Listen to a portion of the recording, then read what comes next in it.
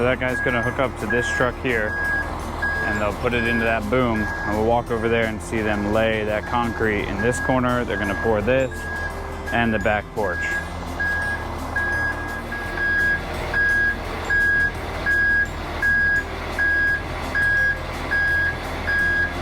So concrete's gonna come out of there. Probably a little loud for my mic, but.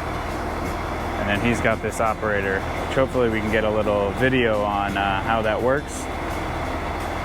And all the concrete's gonna come out of here, come into this machine, and get pumped up like through there, like we said.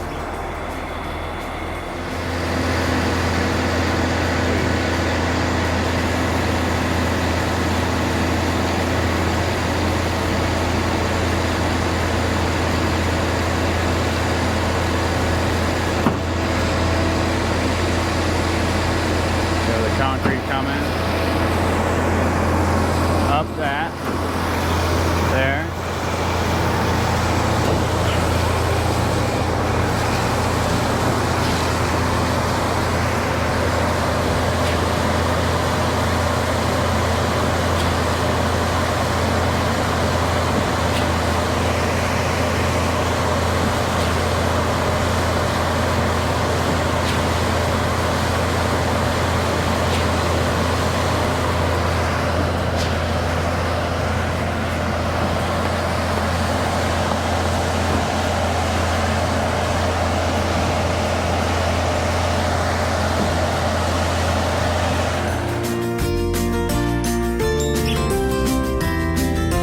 So there's a lot going on in this video, and I just wanted to give a little overview of what's happening. So you can see in the front left, there's a guy in blue. He just pulled off the form boards and he's cleaning up the edges of the footer and where the wood's gonna attach on that garage section. So you'll see they'll pull that off and then they'll pour the inside so that all the concrete is in there.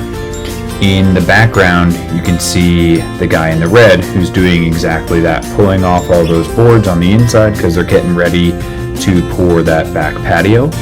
And you'll see him throwing some of the stakes out and then some larger boards as this goes, getting ready for the two guys on the left there who are raking out the concrete and getting that kind of all leveled and ready for them to skirt it.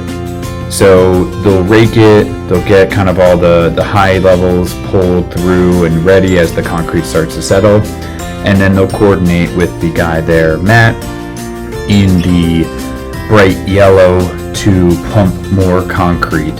So it's a really coordinated effort. There's a lot of things happening. Now you see him picking up that aluminum skirt, and that is a really nice piece. Instead of using like a 2x4, they use this aluminum piece, which is always going to stay level and will help them to get it to what you see on the right hand side before they float it. So you can see a little bit of kind of lines in the concrete, but as they skirt it out and get it all nice and leveled out, they'll come back with a power float and float that out. So now they're doing exactly that, skirting the concrete, getting it nice and level and smooth, and they'll pull any of the excess concrete to that back corner where it's kind of hard to see, but there's two red pipes coming up for, I believe that's the outside spigots. And so now they're skirting it, and the guy in the back is pushing any extra concrete towards them if they need it. So you can see a lot's happening, and they have to move pretty quick because the concrete will start to get really hard really fast. This is an interesting area because there's a stub up for a toilet, so they're going to have to skirt around that, and then they'll use some hand trowels to make sure it's nice and clean and neat around that. So just wanted to kind of talk over this for a second so you get a good idea of what's happening in this video itself, since the audio was kind of boring.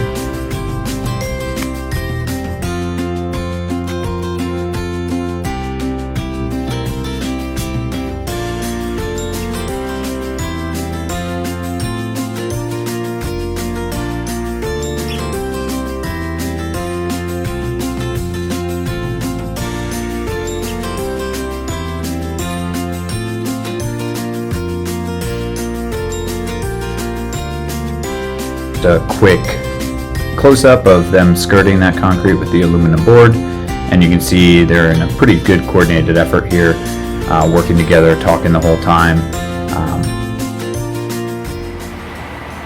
So you're saying all this is loaded, and if he bends that to make the turn over here, all the concrete will drop out. So what he's going to do is pull that boom up to hold it in the elbow. A very considerate and good operator.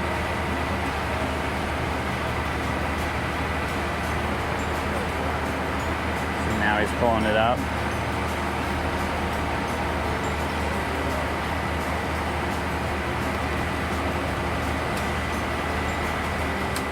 That's what he's saying. Now it's bent, it's got a curve, and all that concrete is held right in that elbow now. And you'll see it pop out.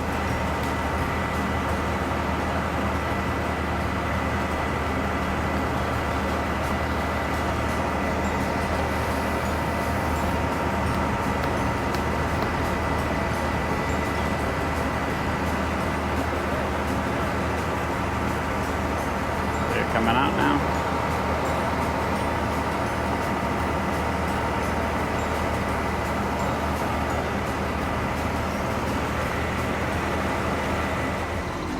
Okay guys, it's Mike with OLO. We're here with Matt. Last week we were at that ICF house and John was talking about pump trucks and how it's a mastery and all this stuff. So Matt, could you kind of run us through the control? 'Cause for me it looks like you're driving an F1 car. Yeah, sure. So you got your main joysticks right here. I'm not sure how good that camera can see it, but you got your main joysticks right here, and each one has 4 main functions. But there are the corners, so you could say, well, I'm going to turn it off so I'm not moving a boom while I'm doing this. You could say up right here is going to curl in a certain section, and down is going to extend it, and then side to side.